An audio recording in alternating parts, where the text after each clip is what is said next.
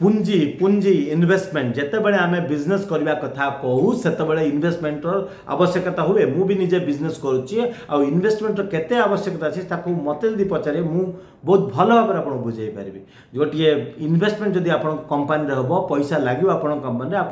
Rocket जमी booster लगला भाई आप कंपानी आग को जापर आप बहुत किसी करेंगे किंतु मु मोर बुस्ट्रापिंग करके कंपानी तैयारी कली बिना इन्वेस्टमेंट रे मु कंपानी तैयारी करने को पसंद कली और मुझे पारि तो आपन जो गोटे स्टार्टअप टे कर नुआ कंपानी टे कर कंपानी करने आपको पैसा दरकार किंतु कंपानी कर विभिन्न प्रकार मॉडल अच्छी गोटे लीन मॉडल अच्छी गोटे बुस्ट्रापिंग मॉडल अच्छी गोटे हूँ इन्वेस्टर मॉडल अच्छी तो बुस्ट्रापिंग जो आप करेंगे तो आप बाहर पैसा नेबे ना इन्वेस्टमेंट नेबे ना बिना इन्वेस्टमेंट आप जो कंपानी तैयारी करेंगे कहुए बुस्ट्रापिंग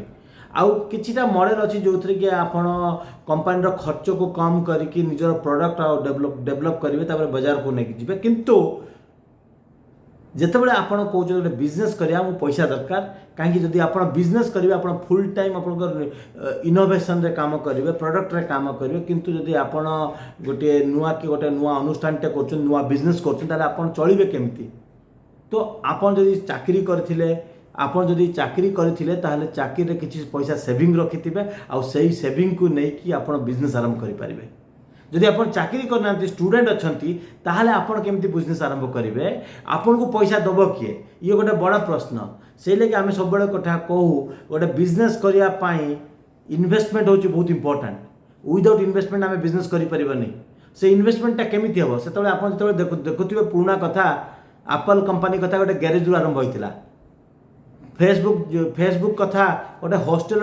डॉर्मिटरी रु आरंभ होइतिला तो आप जो जेकोसी दुनिया विश्वर बड़ बड़ बिजनेस अच्छी सब जगह गैरेज आरंभ होती कहीं पैसा ना से गोटे जगह आरंभ कले तो से पैसा आनिले कौटू बिजनेस तैयारी कले कहते आज आम पैसा आने केमी आज ओडिया पिला बिजनेस करेंगे केमी मु आपन कहूँ आज दिन जो मैंने बिजनेस कर बहुत भाग्यवान से अनेक प्रकार विधि आ व्यवस्था आ पॉलिसीज अच्छी सरकार तरफ से सांगे सांगे पुंजी मिल कि नुआ जिनस करने किंतु आग दिन से नाला मुझे बिजनेस आरंभ करी से भी से जिन नाला मु आज आपको कहूँ पैसा पाइबे कौटू जदि आप गोटे नुआ एंटरप्रेन्योर होती नुआ बिजनेस कर इनोवेशन थी दरकार जदि इनोवेशन थी आप बिजनेस रे ताकू गोटे स्टार्टअप इंडिया और स्टार्टअप ओडिशार रेकग्नाइजेशन मिल जदि आप गोटे नुआ कंपानी कले गोटे प्राइवेट लिमिटेड कंपानी तैयारी कले से कंपानी तैयारी कला परे आपण कौन करेंगे आप जो नुआ उत्पाद आ नुआ सर्विसेस दीटा गोटे प्रोडक्ट आ गोटे सर्विसेस ता भितर कौन इनोवेशन आपन करूछंती जदि इनोवेशन कंपोनेंट अच्छी आपन बिजनेस रे ताले आपन बिजनेस को गोटे स्टार्टअप इंडिया आ स्टार्टअप ओडिशा रो रेकग्नाइजेशन मिलिबो स्टार्टअप इंडिया रो रेकग्नाइजेशन पई आपन डीआईपीपीटी जो हमर अच्छी डीआईपीटी अच्छी गवर्नमेंट ऑफ इंडिया रो डिपार्टमेंट ऑफ आमर कमर्स रो सेठी आपन अप्लाई करिवे आ आपन 7 दिन भितर पाई जिवे स्टार्टअप इंडिया रो अप्रूवाल जे आपण कंपानीटा को स्टार्टअप इंडिया रेकग्नाइज करागला जितेबाला आप स्टार्टअप इंडिया रेकग्नाइज हो गले तुरंत आप से स्टार्टअप इंडिया फाइल सर्टिफिकेट को लेकिन आप स्टार्टअप ओडिशा अप्लाई करेंगे आ स्टार्टअप ओडिशा भी आप रेकग्नाइजेशन पाखापाखि 20-30 दिन गोटे मस भितर आप पाइबे जितेबाला आप दुईट जाक रेकग्नाइजेशन पाईगले मुझे स्टार्टअप ओडिशा कथा छाड़ दो स्टार्टअप इंडिया को जीवा गवर्नमेंट ऑफ इंडिया रू कौन कौन अच्छी गवर्नमेंट ऑफ इंडिया गोटे सीड फंड ग्रांट अच्छी जो आउ सीड फंड आपको लोन भी मिल पार ग्रांट भी मिल पार आप इक्विटी भी पार्टिसिपेट करेंगे गवर्नमेंट ऑफ इंडिया तरफ अटल इनक्यूबेशन सेंटर सारा भारत वर्ष में तैयारी आम ओडिशा रे भी 3-4 अटल इनक्यूबेशन सेंटर अच्छी टेक्नोलॉजी बिजनेस इनक्यूबेटर अच्छी किट अच्छी नालंदा अच्छी शिविरमन अच्छी सोआ यूनिवर्सिटी अच्छी यही जो नोडाल एजेंसी जो मानक central institute of plastic engineering CIPET अच्छी यही जो नोडाल इंस्टीट्यूट मानक गवर्नमेंट ऑफ इंडिया कौन कर रेकग्नाइज इनक्यूबेटर कही इनक्यूबेटर जो स्टार्टअप मैंने आसिक निजर प्रथम ऑफिस और प्रथम काम करने गोटे प्लग एंड प्ले ऑफिस मिले आउ सब प्रकार सुविधा मिले जो बस काम कर पारे मेंटरिंग सपोर्ट भी मिले जितेबाला आम आसिक पहुँची गले इनक्यूबेटर रे आ इनक्यूबेटर आम पहुँचला पर आम जो सीड फंड ग्रांट पे आम अप्लाई करवा ये सीड फंड ग्रांट हो पार आपको 5 लाख टंका नहीं कि 50 लाख पर्यंत आप सीड फंड ग्रांट पाइबे गवर्नमेंट। बट आपन को जस्टिफाई करिया पड़िबो आपन जो प्रोडक्ट तयारी करछन्ती कि जो सर्विसेज तयारी करछन्ती जो इनोवेशन अछि ताकू तयारी करिवार रोड मैप आपन को पैसा कोन दरकार तार पैसार यूटिलाइजेशन कोन अछि आपन सेही जिंस ताकू जणाइबा दरकार। जणाई कि ताकू जस्टिफाई करिवे आपन एप्लिकेशन देबे एप्लिकेशन देबे आपन प्रेजेंटेशन देबे प्रेजेंटेशन देला परे आपन को ए पैसाटी मिलिबो। ए पैसाटी रो किछि परसेंट ग्रांट मिलिबो किछि परसेंट आपन को इक्विटी देबा पड़िबो आपन कंपनी शेयर जो अछि से शेयर्स देबा पड़िबो। एटा अछि स्टार्टअप इंडिया रो मॉडल।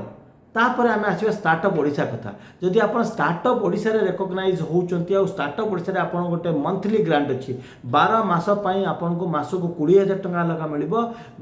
माने मेल मान को फीमेल एंटरप्रेन्योर आ एससी बीसी आ एससी एसटी वर्गर लोकन को मास को 22000 टका लगा मिलिबो। तो आप भावतु गोटे वर्ष जाक आपन को गोटे मंथली सपोर्ट ग्रांट मिलला। एटा जो प्योरली ग्रांट। बट आपन कौन कर आपन जो पैसा टेटू ग्रांट पाइबे मंथ एंड मंथ पाइबे आपन तार यूटिलाइजेशन सर्टिफिकेट जमा करूथिबे। तापर कहला कौन आपन जो प्रोडक्ट डेवलप आप मते प्रश्न पचारिबे एई जो पैसा मिलिबो स्टार्टअप पैसा सेही पैसा रे कोन आमे गोटे नुआ प्रोडक्ट तयारी करि पारे। हम प्रोडक्ट तयारी करे पे इन्वेस्टमेंट दरकार पैसा दरकार। आप विभिन्न प्रकार कंपोनेंट्स किनिबे विभिन्न प्रकार इक्विपमेंट किनिबे ताको केमे तयारी करिवे। तो सेठी गोटे पीडीएम अछि product development and marketing grant गोटे अछि स्टार्टअप वर्ष सेही मार्केटिंग ग्रांट जो अछि सेही ग्रांटटा 15 लाख टंका रु अधिका को जाई परिबो। नीड बेस गोटे अछि अप टू 15 लाख टंका जाय अछि आपकर प्रोडक्ट डेवलपमेंट मार्केटिंग ग्रांट अछि अलाउंस अछि पीडीएम। तापर गोटे अच्छी नीड बेस आप जो डीप टेक रे काम करछंती गोटे नुआ जिनस ऊपर रिसर्च करछंती आपन 5 कोटी टका दरकार 2 कोटी टका दरकार 3 कोटी टका दरकार कोटी टका दरकार 80 लाख टका दरकार ताहाले आपन नीड बेस असिस्टेंस पे अप्लाई करि परिबे। किंतु हमको सब जगह रे हमको जस्टिफाई करबा को पड़िबो आमे कौन पाई पैसा नौचो से पैसार खर्च कौन अच्छी से पैसा आप नहीं पारे इक्विपमेंट किणवाई से पैसा नहीं पारे आप मैनपावर को सैलरी देवाई से पैसा आप नहीं पारे कौ कौ पर्पज रे आप तार गाइडलाइन देखिए आ से गाइडलाइन माध्यम आप अप्लाई करेंगे। ये तो रहा आपको पुंजी कौटी मिल इन्वेस्टमेंट कौटी मिल इनिशियल इन्वेस्टमेंट कौटी मिल ये हूँ सरकारी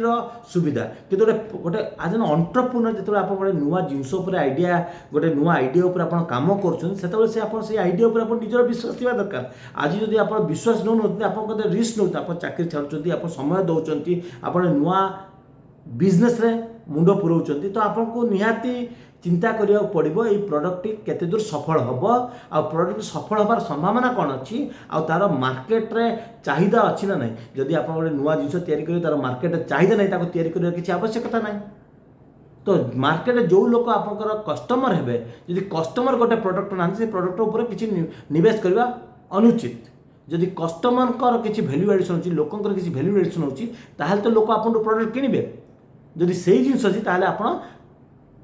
से जिनस निजक निवेश करेंगे। किंतु जितेबाला जो सरकारी सुविधा ना आप सब भाग्यवान आपको government of India government of Odisha दुईटी सरकार को विभिन्न प्रकार सुविधा मिलूँ। तो यही सुविधा था तो गोटे फर्मूला अच्छी इन्वेस्टमेंट फर्मूला हूँ 3F। आपड़ कौटू इनिशियल इन्वेस्टमेंट आने 3F। आप मार्क जुकरबर्ग कथा कहे आप स्टीव जॉब को कथा कहे आप बिल गेट्स कथा कहे एम सब 3F रु स्टार्ट करते। 3F हूँ फूल्स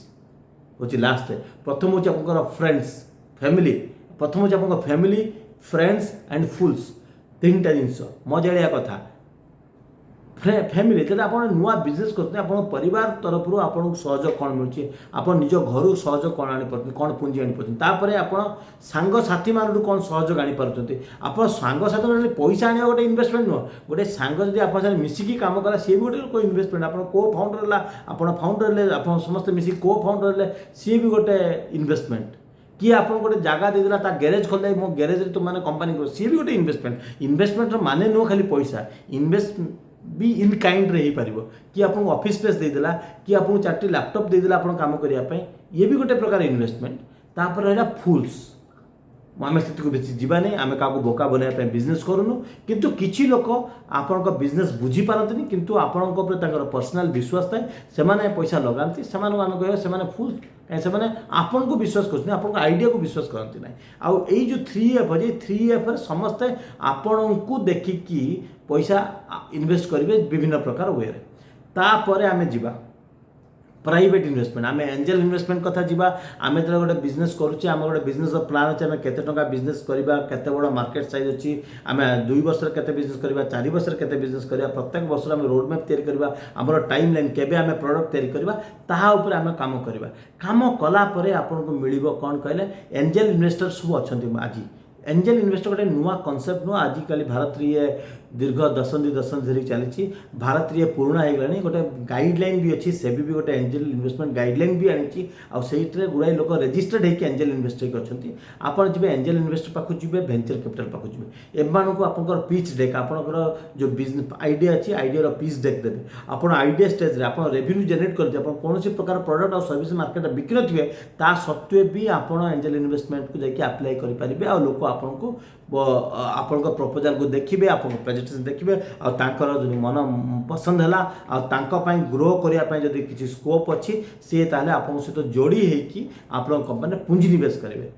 जदि आपन को एंजल इन्वेस्टमेंट आपको 10 कोटी 5 कोटी 20 कोटी जाए पैसा मिले जदि आपको आउरी अधिका पैसा दरकार आपको 100 कोटी दरकार 200 कोटी टका दरकार 800 कोटी टका दरकार तो सेतबेले आपन कोन करिया पड़ियो आपन कोन करिया पड़ियो 100 मिलियन माने 800 कोटी टका दरकार जदि आपन कोन करिया पड़ियो आपन को वेंचर कैपिटल पाखो जीवो आ तार ज्वलंत उदाहरण आपन रितेश अग्रवाल से वेंचर कैपिटल नैथिले सॉफ्ट बैंक रो पैसा देथिले 100 मिलियन रेज करथिले बाईजू रविंद्र बाईजू सी भी पैसा रेज करते विभिन्न प्रकार वेंचर